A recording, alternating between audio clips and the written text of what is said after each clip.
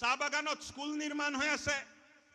LP school ME school নহয়, চাহ বাগানত এতিয়া আমি হাই স্কুল নিৰ্মাণ কৰি আছো আৰু বাগিচাই আহা দিনবোৰত শিক্ষাৰ এটা টনকিয়াল ভাল ব্যৱস্থা আহা 5 বছৰত হ'ব। এই কথাটো আজি আপোনালোকক ক'ব খুজিছো। চৰকাৰে মালিক পক্ষক বাধ্য কৰালে যে বাগানৰ মজুৰি 30 টকা বঢ়াব লাগে আৰু চৰকাৰৰ অনুৰোধক ৰক্ষা কৰি বাগান পক্ষই 30 টকা বাগান মজুৰি বৃদ্ধি হ'ল। শ্ৰমিকসকলক হকা দিয়াৰ বাবে এটি কলি দুটি পাত আঁচনি আনা গ'ল আৰু আইসকলক জীৱনত অলপ হলেও হকা দিয়াৰ বাবে চৰকাৰে অৰুণোদয় আঁচনি আগবঢ়ালে। 40,000 মহিলাই অৰুণোদয় পাইছে আৰু যিসকল বাকী আছে নিৰ্বাচনৰ পিছত আকৌ ডক্টৰ হিমন্ত বিশ্ব শৰ্মা মুখ্যমন্ত্ৰী হ'ব আৰু বাচি থকা মহিলাকো আমি অৰুণোদয় দিম। এই কথাটো ক'ব খুজিছো।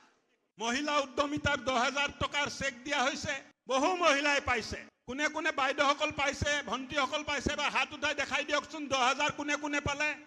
বা 10,000 টকা যদি আপোনালোকে সদ্ব্যৱহাৰ কৰে, 10,000 টকা যিসকল বাইদেউ ভণ্টি আইসকলে সদ্ব্যৱহাৰ ভালকে কৰিব, ইয়াক দি নিজৰ সংস্থাপনৰ চিন্তা কৰিব, ইয়াক দি নিজৰ বেপাৰ বাণিজ্য কৰাৰ চিন্তা কৰিব, এইসকল বাইদেউ ভণ্টি আইসকলক আহা বছৰত আকৌ 25,000 টকা দিয়া হ'ব।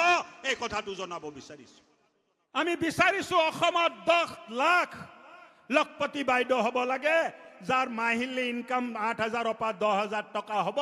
তেনেকুৱা 10,000 মহিলা অসমত সংস্থাপনৰ জৰিয়তে আহা দিনবোৰত আমি গঢ়ি তুলিব বিচাৰিছো আৰু ঢেকিয়াজুলি সমষ্টিটো 10,000 লখপতি বাইদেউ আমি গঢ়িব বিচাৰিছো।